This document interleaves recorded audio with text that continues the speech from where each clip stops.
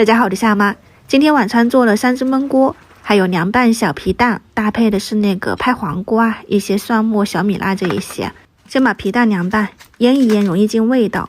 我看了2种，这个鹌鹑皮蛋我是今天第一次尝试，以前吃的是这种松花皮蛋。我们家是每一个人都喜欢，他们喜欢吃皮，我喜欢吃里面的流心线，可以搭在一起。这个东西要看个人口味，有些朋友就不喜欢，他觉得是闻起来臭臭的，但我也觉得吃起来是挺好吃的，特别是夏天做凉拌菜就是很绝了。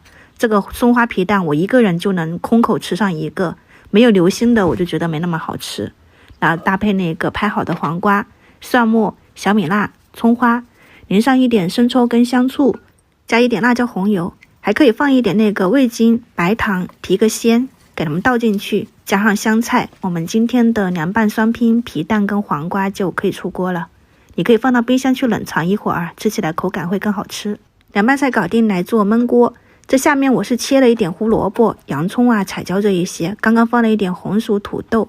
调底味的话呢，就是盐、食用油，你磨上一点黑胡椒，给它们抓拌均匀。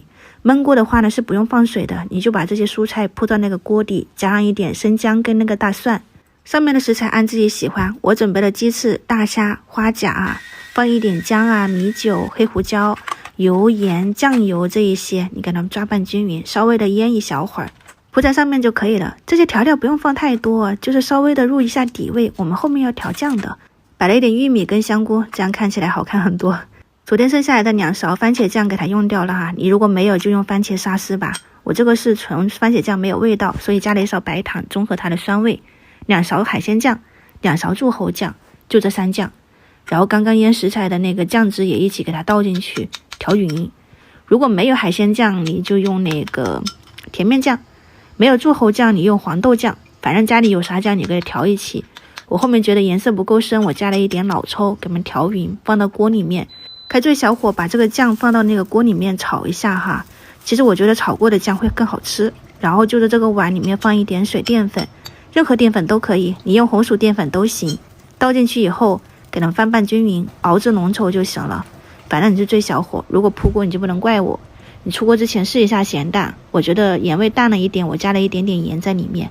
你们做的话，可以把这个酱提前熬好，那个蔬菜下面也铺上一层，因为我已经摆好了哈，所以只能上面铺一层。到时候如果咸味不够再加也是可以的。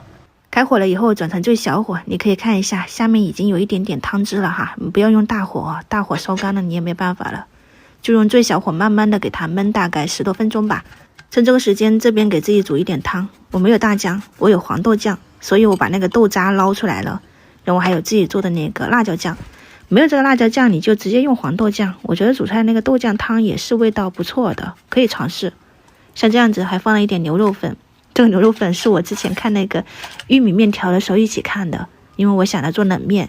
然后你放一点蘑菇啊，然后那个内子豆腐泡好的裙带菜，然后出锅之前放上一点那个青椒跟那个大葱，我们今天那个豆酱汤就搞定了。味道你猜怎么着，和外面的饭店几乎一模一样，真的很好喝，而且也没什么油腻感。这个是给我自己煮的，因为我不能吃虾，也不喜欢吃那个鸡翅，所以我只能吃下面一点蔬菜。这边小火焖了大概有10多分钟，我刚刚看了一下哈，14分钟。你可以看到那个食材原本的水分完全被逼出来了，所以不用担心会干锅。后面我觉得那个酱汁下面的蔬菜少了一点味道，我又放了一点酱进去，稍微的再给它焖煮一会儿，我们今天的3只焖锅就可以出锅了。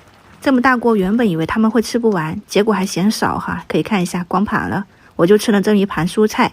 你们喜欢的话呢，也可以去尝试一下。先开吃了，明早再见，拜拜。